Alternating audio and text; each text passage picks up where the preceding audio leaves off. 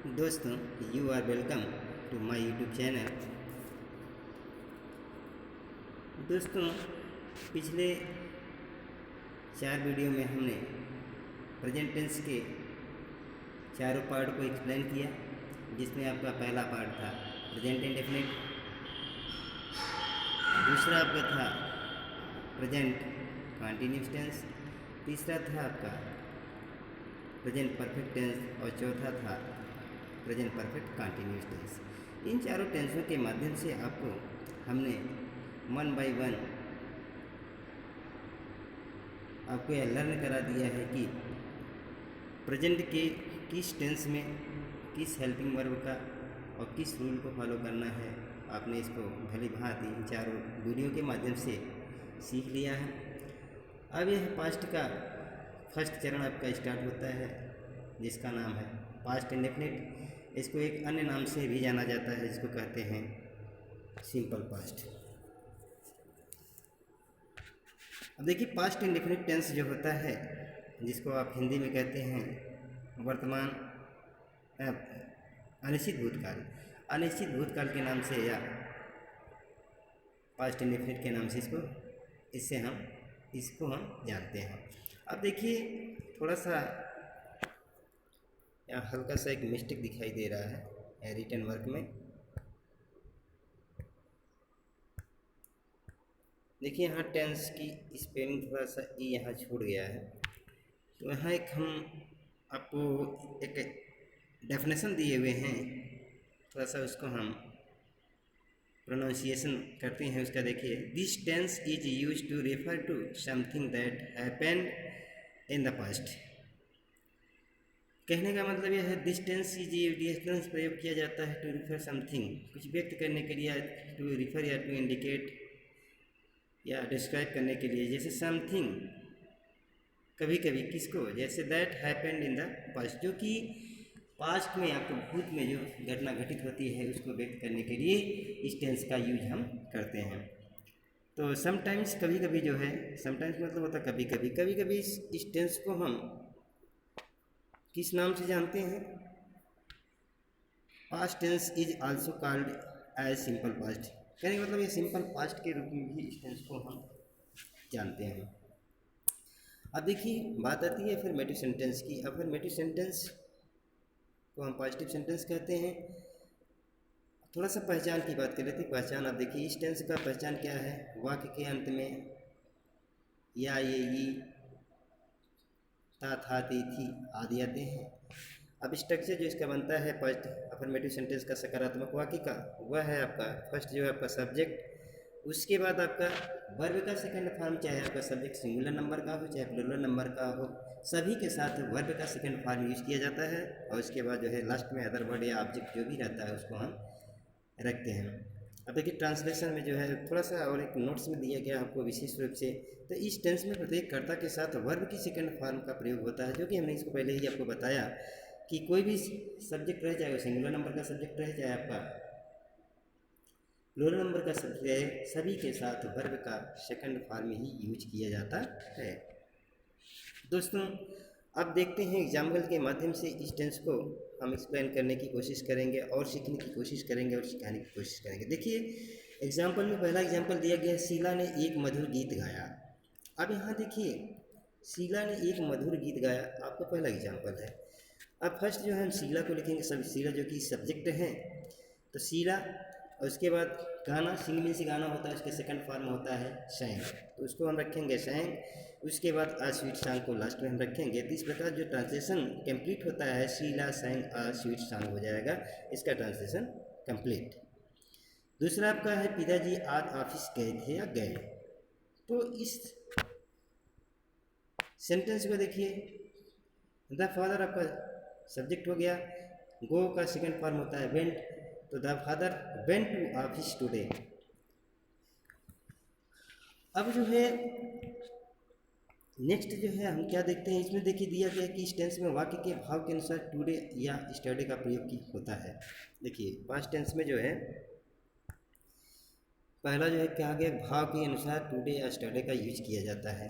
कहने का मतलब स्टडी जो वर्ड है वह जो है यूज किया जाता है ओनली पास्ट टेंस में, अदर किसी टेंस में इसका प्रयोग आप नहीं पाएंगे।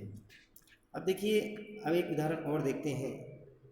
देखिए दिया गया है, कल राम के भाई ने मेरी पुस्तक चुराई। देखिए आपका जो पहचान बार बार वही चीज़ है, ई या ई जो भी है आपका इस तरीके या ई इत्यादि जो है आपका बार बार जो है रिपीटिशन हो रहा है। तो इसमें देखिए पहला जो है, कल राम के भाई ने, राम के भाई ने राम्स ब्रदर हो जाएगा, राम के भाई एपॉस्ट्रोफी लगा के इसको जो है हम इसको प्रेजेंट करते हैं। तो राम्स ब्रदर स्टील में से चुराना है तो स्टोल में से चुराया, Ram's brothers stole my book yesterday हो जाएगा इसका ट्रांसलेशन। इसी प्रकार से तमाम सेंटेंस आप बना सकते हैं, जैसे वे गीत गाए, राम खाना खाया, मैं विद्यालय गया, या कल मैं विद्यालय गया। इस तरीके से तमाम सेंटेंसेस का जो है हम ट्रांसलेशन इजी वे में कर सकते हैं। अब नेक्स्ट जो है आपका पार्ट जो आता है नेगेटिव सेंटेंस का, तो नेगेटिव सेंटेंस में जो है फर्स्ट जो है हम सब्जेक्ट रखते हैं और मेन वर्ब और वर्ब के बीच में जो है डिड नॉट का प्रयोग करते हैं। मेन वर्ब और सब्जेक्ट के बीच में, कहने में सब्जेक्ट और मेन वर्ब के बीच में डिड नॉट का यूज करते हैं। यहाँ देखिए, चाहे सब्जेक्ट आपका सिंगुलर नंबर हो चाहे प्लूरल नंबर का हो, सभी के साथ जो है डिड नॉट का ही प्रयोग करेंगे, डिड का प्रयोग करते हैं। उसके बाद वर्ब का जो है फर्स्ट फॉर्म में यूज करेंगे और लास्ट में जो है ऑब्जेक्ट या अदर वर्ड को हम रखते हैं।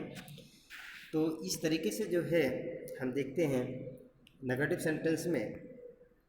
अब एग्जाम्पल के तौर पे लेते हैं, पहला एग्जाम्पल, मोहन ने कल पतंग नहीं उड़ाई। अब यहाँ देखिए सब्जेक्ट आपका मोहन है,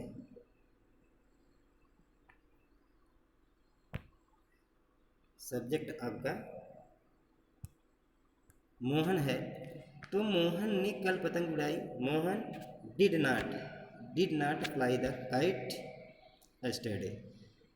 रशीद कल लखनऊ नहीं गया, रशीद, अच्छा रशीद कल लखनऊ गया, यहाँ नेवर कैसे यूज कर दिया है, चलो ठीक है यहाँ देखते हैं। रशीद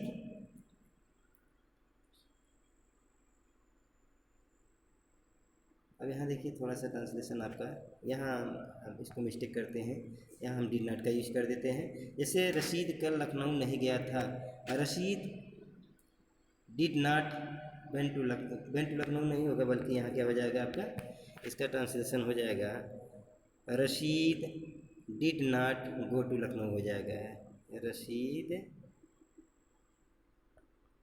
देखिए इस पर लिखते नहीं बनेगा, ठीक है, इसको हम मिस करते हैं। इस ट्रांसलेशन को जो है यहाँ एरेज करके दूसरा आपको, जैसे रशीद, अब इसका ट्रांसलेशन जब बनेगा तो इसका ट्रांसलेशन हो जाएगा Rashid Rashid did not go to Lucknow हो जाएगा। अब देखिए इंटरोगेटिव सेंटेंस को हम देखते हैं। इंटरोगेटिव फर्स्ट टाइप का सेंटेंस जो होता है, ऐसा नॉट जो यस और नो टाइप का क्वेश्चन होता है, उसका हम जो है स्ट्रक्चर यहाँ बनाते हैं।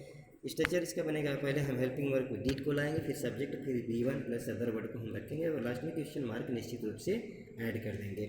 तो पहला यहाँ हमने एग्जांपल लिया है, क्या आज बारिश नहीं हुई थी, या क्या आज बारिश नहीं हुई, तो इसका ट्रांसलेशन जब करेंगे तो did it not rain today हो जाएगा। दूसरा उदाहरण है, क्या राम ने अपना कमरा धोया या धोया था, did Ram wash his room हो जाएगा। अब अगला जो है देखते हैं फिर WH फैमिली का।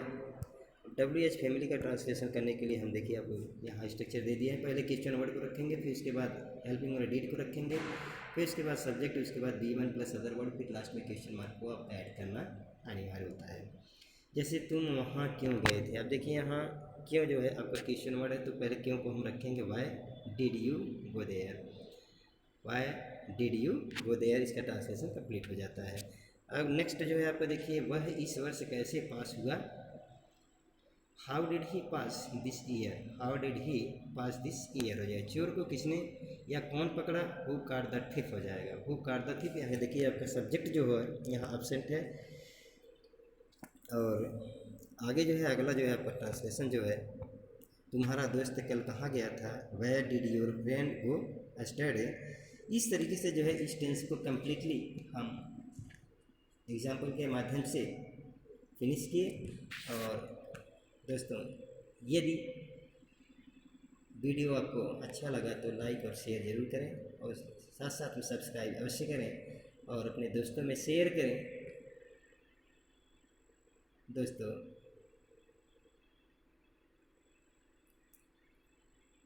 thanks for watching this video.